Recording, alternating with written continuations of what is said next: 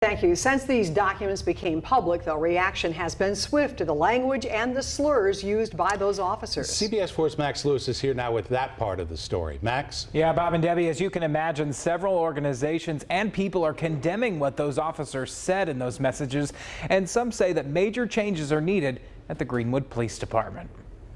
The racist, anti-Semitic, and homophobic slurs that were used in the messages amongst the Greenwood officers was infuriating to Mark Pitcavage with the Anti-Defamation League's Center on Extremism.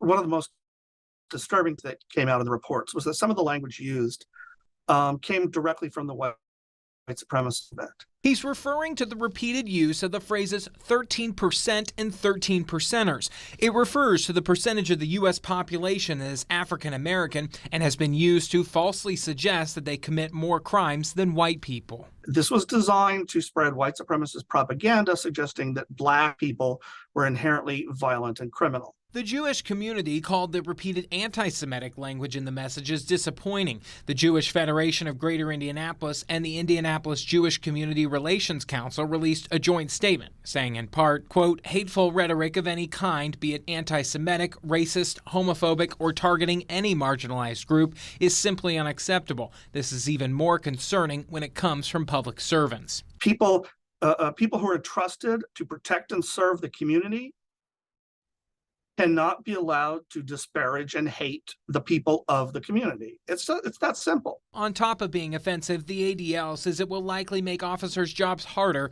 and residents more afraid to come forward. They may be less willing to come forward as victims or less willing to come forward as witnesses because they observe prejudice among members of the department.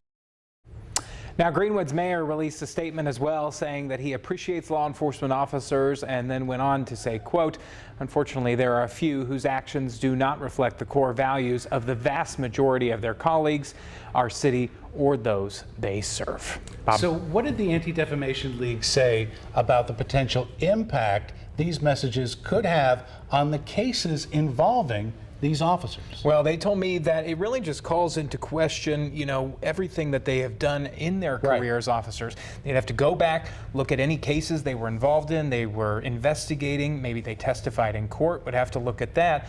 And they said that this calls into question that testimony and whether or not those cases were motivated by racism, anti-Semitism, or the anti-gay language that those messages show. A defense attorney could use it for a state of mind of those officers. Absolutely. All right, Max, thank you. It's a story we'll be following. Thanks.